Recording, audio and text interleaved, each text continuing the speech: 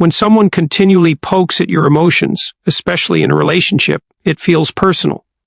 And in many ways it is. But more than that, it's a test. Not just a test of patience, but a test of the very structure of your character. You must understand this. People push your emotional buttons, consciously or unconsciously, to see what you're made of. What happens when the pressure is applied?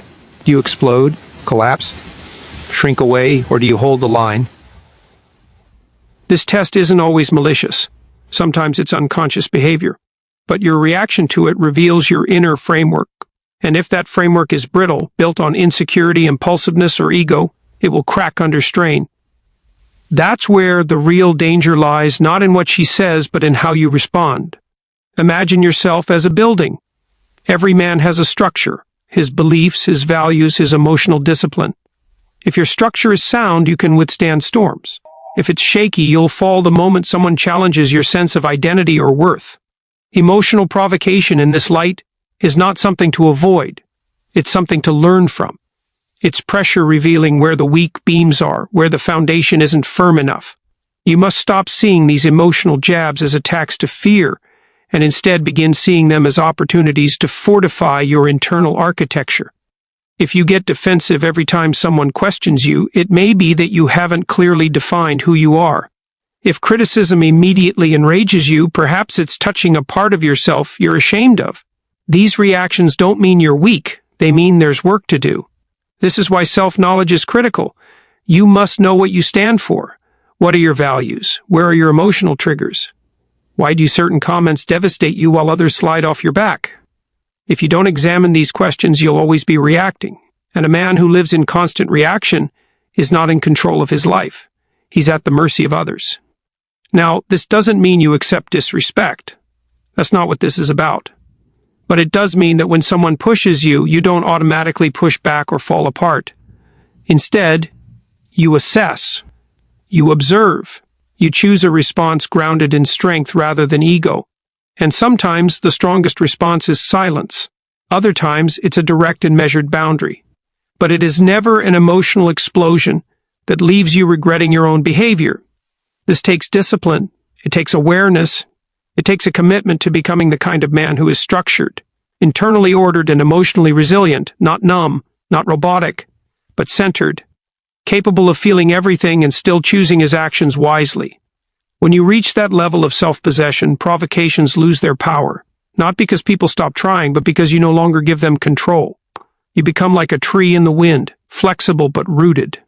And that rootedness, that inner order, commands respect, not just from others, but from yourself. So when she pokes at your emotions, take a breath, step back. Ask yourself, what is this moment revealing about me? If it shows you fear, work on your courage. If it shows you anger, work on your peace. If it shows you insecurity, work on your confidence. Let every moment of emotional agitation become a lesson in personal refinement. Because that's what real strength is, not the absence of pressure, but the ability to stand firm under it. When you're emotionally provoked, your first instinct is usually to respond in kind. She raises her voice, you raise yours. She criticizes, you strike back. It feels natural. It feels justified. But it's also the path of least resistance and the path that leads to chaos. In that moment, you think you're fighting for your dignity. What you're actually doing is surrendering your self-control. You must understand this. Reacting emotionally to provocation is exactly what the other person expects. It's the default. It's predictable. Anyone can do that. But the man who refuses to be pulled into the same chaotic energy, that man is different. That man is dangerous, not because of his capacity for violence or rage, but because of his restraint. He has discipline. He has control. He is not flammable. Don't fight fire with fire isn't just a cliche, it's a strategy. Fire consumes everything in its path. When you respond to emotional chaos with more chaos, there are no winners. There's only destruction. Respect is lost, trust is broken, and worst of all, you lose respect for yourself, because deep down, you know you acted out of weakness, not strength. So what does it mean to stand in the flame without burning set? It means you don't allow someone else's emotional instability to destabilize you. It means when someone tries to draw you into their storm, you don't get swept away, you stay rooted, calm, observant. You let them rage if they must. But you don't mirror it. You don't let it penetrate your core. You stay grounded in principle, not passion. That doesn't mean you're passive. This is not about becoming a doormat. It's about becoming deliberate. Being calm does not mean being weak.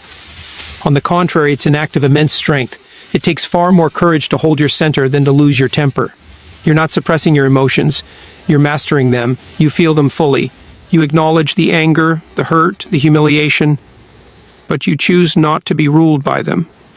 You decide how and when you respond. You stay composed because your self-respect matters more than temporary satisfaction. This kind of emotional control earns respect. People feel it when you don't flinch, when you don't bark back, when you don't lose your frame. Suddenly, the emotional chaos has nowhere to go. It's like trying to light a fire on a stone floor. There's no fuel. You neutralize the conflict not by overpowering it, but by outlasting it. This, of course, requires preparation. You must train yourself in the quiet moments, through meditation, reflection, discipline, to stay calm under pressure. Because if you wait until the moment of conflict and try to be composed, you've already lost. You prepare before the storm so that when the wind comes, you don't bend. So when she pushes you, tests you, mocks you, stand firm. Not out of arrogance, not to prove anything, but because you've made a decision. I do not give away my emotional state to anyone. You own it. You protect it. That's your territory. And here's the irony. When you stop fighting fire with fire, people begin to burn themselves out. Emotional manipulation, passive-aggressive tactics, constant testing. They lose their power when you don't react. And what's left in the silence? Clarity, sometimes even respect, sometimes healing. Let your calmness be your rebellion. Let your restraint be your roar. Because the man who can stand in the flame without burning, he's not just safe from emotional manipulation. He becomes a lighthouse, steady, bright, untouched by the storm around him. Truth is powerful. In fact, it may be the most powerful force you have at your disposal. But like any powerful force, it can either build or destroy, depending on how it's used.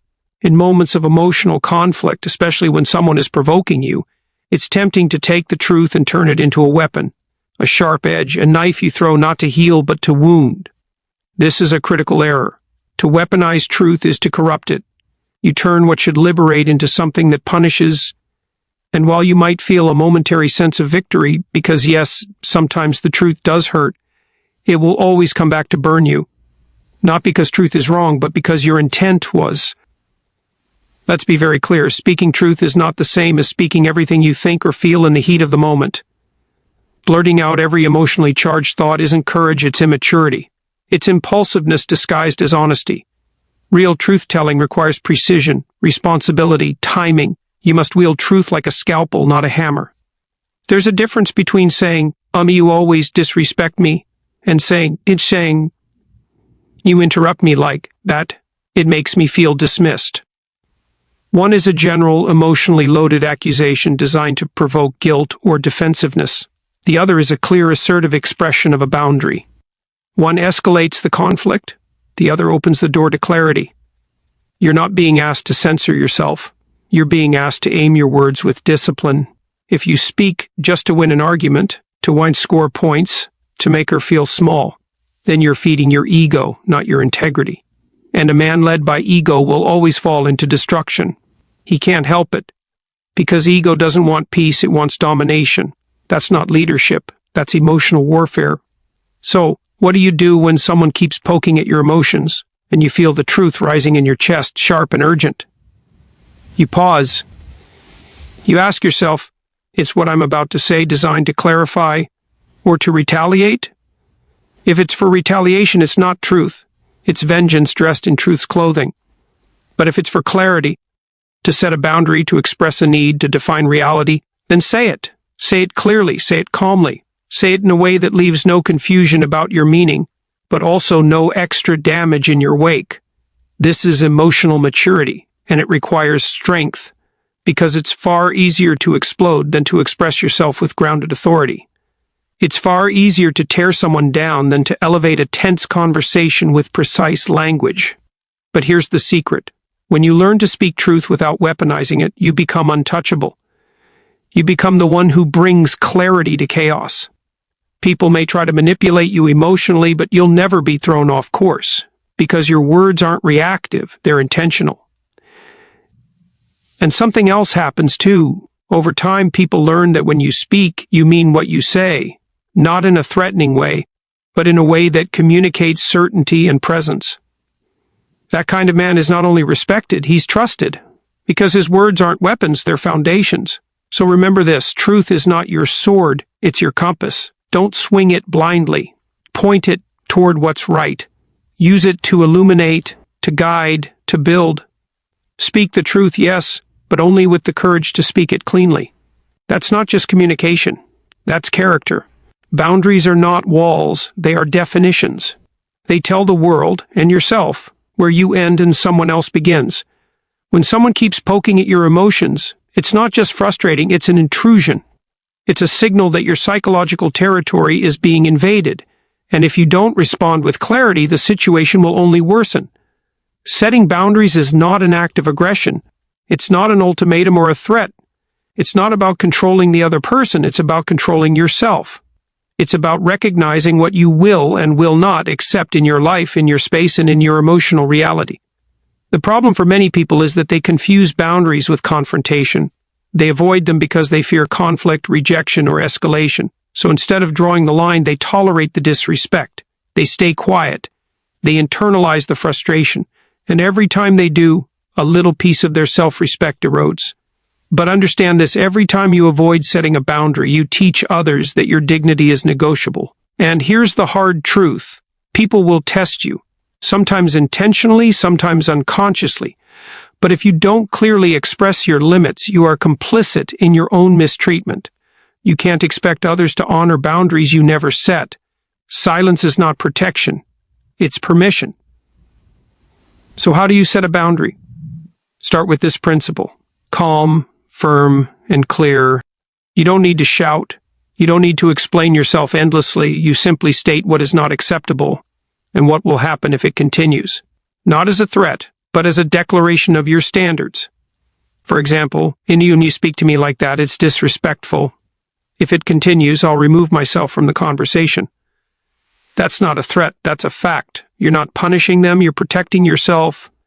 Now, here's where it gets challenging. People who benefit from your lack of boundaries will resist when you start enforcing them. They might guilt trip you, call you cold, accuse you of being selfish or too sensitive. That's a manipulation tactic. Don't fall for it. Their reaction doesn't mean you're wrong.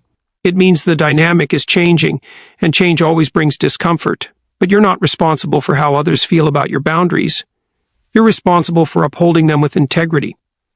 When you consistently enforce your boundaries, something powerful happens. You start to trust yourself.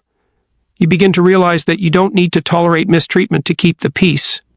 You don't need to explain your worth or negotiate your non-negotiables. You simply embody the truth of who you are. That's self-respect. And self-respect is magnetic. People may push back at first, but over time they either rise to meet your standard or they fall away. Either outcome is a win, because you are no longer shaping yourself to fit into someone else's chaos. You're choosing clarity over confusion, stability over volatility, growth over games. Boundaries are not just external, they're internal. It's not just about what you say to others, it's about what you believe you deserve. And if you don't believe you deserve peace, respect, and emotional safety, then no boundary you set will hold. So build your foundation first. Know your worth. Clarify your values. Then let your boundaries reflect that truth, not with hostility, but with unwavering certainty. Because a man who can calmly say, "Tss," is not acceptable, except is not only powerful, he's free. Every man carries a shadow. It's the part of you that lurks beneath the surface. The anger you suppress, the bitterness you deny, the impulse to control, destroy, or dominate. You may not see it clearly, but it's there. And when someone, especially someone close to you, keeps poking at your emotions, it's often the shadow that rises to meet them. You snap, you lash out, you say things you regret. Then you justify it. She pushed me too far. She made me angry. No, she didn't make you do anything. She triggered what was already inside you. This is why self-mastery is not just about calm exteriors and polite conversation. It's about confronting the parts of yourself you'd rather ignore, the resentment, the jealousy, the need for dominance, the fear of inadequacy. These emotions aren't evil, they're human. But when they're unconscious, when they go unexamined, they control you. Carl Jung said it best, until you make the unconscious conscious, it will direct your life and you will call it fate. That's the shadow, and you cannot master what you will not face. So what do? You go into the darkness willingly. You look at yourself, honestly. You ask the hard questions. Where am I still ruled by my emotions? Where do I blame others instead of owning my behavior? Where do I seek control instead of connection? Where does my pride override my principles? You have to dig. You have to journal, reflect, meditate. You have to catch yourself in the moment, when your voice rises, when your hands clench, when your thoughts spiral, and ask, what's really going on here? Often it's not her voice that angers you. It's your fear of being disrespected. It's the part of you that feels unseen, unheard, unvalued. And that wound? That's your responsibility to address. The untrained man blames. The disciplined man investigates. And here's the paradox. When you own your shadow, it loses its grip on you. When you bring your darkness into the light, it doesn't disappear, but it becomes integrated. You can feel anger without being consumed by it. You can feel fear without acting from it. You gain choice, power, control, not over others, but over yourself. This is why the most dangerous man is not the one who suppresses his dark side, but the one who has faced it, understood it, and tamed it. He doesn't pretend he's always calm. He's trained to remain calm. He doesn't pretend he's never hurt. He's learned to process pain without projecting it. When someone pokes at him emotionally, he doesn't react blindly, because he's already had those battles internally. He's already been to the depths, and he's come back stronger, sharper, more grounded. He no longer fears the shadow because he is the man who faced it and lived. This is what separates the boy from the man. The boy avoids conflict, hides his pain, and explodes when he's triggered. The man embraces his flaws, owns his darkness, and chooses his response with clarity and strength. Mastering your shadow is not about perfection. It's about integration. It's about becoming whole. And when you become whole, when you are no longer at war with yourself, no one else's chaos can control you, because there is nothing in you that's afraid of being exposed. You know who you are, light and dark, strength and sorrow, controlled, intentional, dangerous, but disciplined. That's power, that's maturity, that's mastery. And it begins the moment you stop running from your shadow and start leading it. In every conversation, in every interaction, there is a frame. A frame is the psychological context that defines the meaning of the situation. It determines who holds the power, whose values shape the narrative, and what emotional tone governs the exchange. If you don't control the frame, you're inside someone else's. And that's where most men get lost, especially when a woman starts poking at their emotions. You must understand, the one who controls the frame controls the direction. If she's emotional, accusatory, dismissive, or manipulative, and you react on impulse, you've already accepted her frame. You've accepted that you need to defend yourself, prove something, or apologize for simply having boundaries. But here's the truth, you never win by stepping into a chaotic frame. You win by redefining it. Let's break it down. If she says, "You don't care about me," the weak frame is to argue or defend. "Yes, I do. What are you talking about?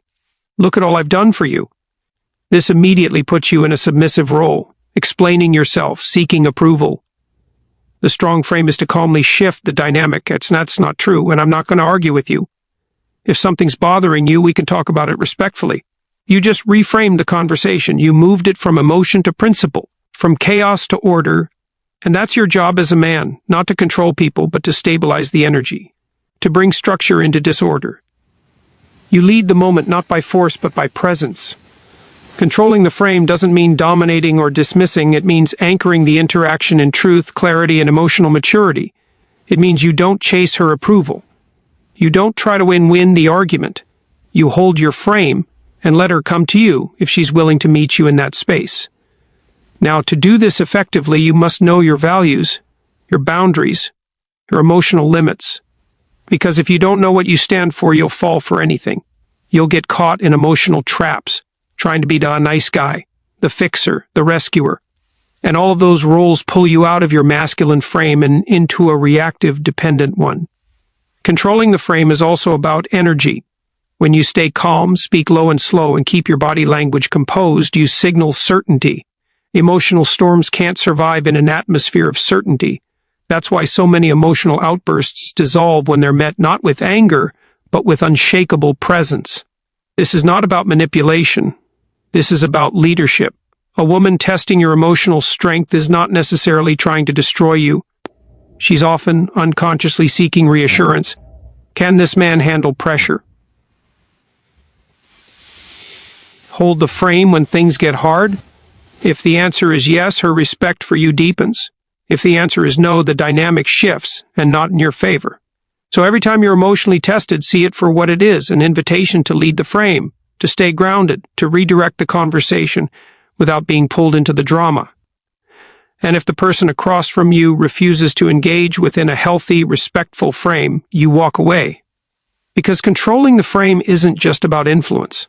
It's about choosing what kind of energy you allow into your life. A man who can hold his frame under pressure is a man who earns trust, respect, influence, not through control, but through centered, disciplined presence. So control the frame, or be controlled by someone else's chaos. The choice is always yours. There is a moment, small, silent, and powerful, that exists between stimulus and response. Someone says something disrespectful. Someone challenges you, mocks you, dismisses you. Your heart rate rises. Your jaw tightens. Your emotions flare.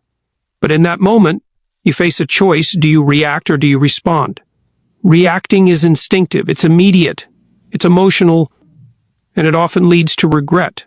It's when you say something you didn't mean, do something out of impulse, and later tell yourself, "Cindy just lost it." Responding, on the other hand, is intentional. It's conscious.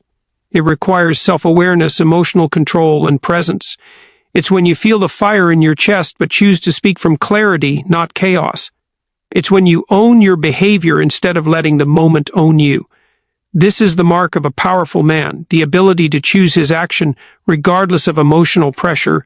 In emotionally charged moments, especially when someone is deliberately poking at your triggers, it's not your knowledge, talent, or even strength that defines you. It's your discipline. Can you maintain internal order when external forces are chaotic? Can you feel deeply without being ruled by those feelings? This is not suppression. This is training. You must train the space between trigger and action, like a warrior trains his reflexes. You can't leave it to chance. You must practice in small moments, when you're annoyed in traffic, when someone cuts in line, when your pride is wounded, so that when the real tests come, you're ready. Pause. Breathe. Center yourself. You don't need to react to every word. You don't need to defend every accusation. You don't need to win every argument. You need to stay grounded, because the man who reacts is being controlled. The man who responds is in control. Emotional triggers are not weaknesses, they are invitations to mastery. Every time someone tries to provoke you, you are being given a choice to rise or regress, to lead or follow, to embody your highest self, or collapse into your lower instincts. And here's the truth. People will push you harder when they realize you can be pushed. They will test your limits, emotionally, verbally, even energetically. But when you no longer react like a puppet pulled by strings, the game ends. You refuse to play. That is not coldness. That is strength. That is presence. That is emotional sovereignty. To get there, you need to slow down. You need to develop awareness before action. Notice what sets you off. Understand the stories you tell yourself in those moments. Are you feeling disrespected, rejected, unseen? Dig deeper. The more you know your internal landscape, the less power others have to shake it. Responding, not reacting, also gives you strategic advantage. When you remain composed while others lose their heads, you lead, you observe, you adapt. You communicate with precision, not panic. That's how you de-escalate drama and elevate connection. That's how you become the calm in the storm, not another bolt of lightning. In fact, the strongest men are not those who dominate rooms through loudness or aggression. They are the ones who remain still in the middle of emotional turbulence. Their silence speaks. Their restraint commands attention. Their measured response changes the tone of the entire space. So train the pause. Master the moment between emotion and action. Because in that space lies your freedom, your growth, your power. A man who responds with wisdom instead of reacting with ego becomes immovable. And when you are immovable, No one, not her, not the world, can pull you off your path. When someone repeatedly pokes at your emotions, especially someone you care about, it doesn't just hurt, it builds. The frustration accumulates. The resentment grows. You start to view that person not with compassion or understanding, but with suspicion, anger, and ultimately, contempt. And this is the great trap. You start to become what you hate. It begins slowly. A cold tone, a sharp remark, a passive-aggressive silence. You tell yourself you're just protecting yourself, you're just matching energy. But in reality, you're losing your internal compass. You're letting pain harden you. You're choosing bitterness instead of strength. Bitterness feels powerful at first. It mimics strength. It gives you the illusion of control. Said, I don't care anymore. And I'm done trying. She wants to play games, I can play better. But that's not strength. That's a wounded ego dressed up as courage. And over time, it poisons you far more than it ever punishes them. Understand this, true strength is never reactive. It is never vengeful. It is rooted in clarity, not chaos. A bitter man becomes the very thing he despises. He becomes emotionally manipulative, sarcastic, closed off, aggressive, or dismissive, mirroring the same behavior he once condemned. But the truly strong man rises above that. He says, I may be disappointed, I may be angry, but I will not lose myself in the fire. Because what good is winning an argument if you lose your soul in the process? Choosing strength over bitterness means you don't let another person's immaturity rob you of your integrity. It means you hold the line, not to punish, but to preserve. Preserve your peace. Preserve your purpose. Preserve your values. You don't need to match low energy with lower energy. You don't need to retaliate to prove you're not weak. In fact, the strongest move you can make is to rise while others sink, to stay anchored while others thrash, to walk away from toxicity, not out of anger, but out of alignment. Bitterness says, say hurt me, so I'll hurt them back. Strength says, they hurt me, but I will not carry that pain forward. This doesn't mean you tolerate abuse. This doesn't mean you suppress your anger or ignore repeated disrespect. It means you address it without losing your dignity. You confront it without becoming spiteful. You speak truth without contaminating it with venom. This is emotional maturity. This is masculine leadership. There is a deeper kind of power in being the man who can take the hit, emotionally or psychologically, and still choose the high road.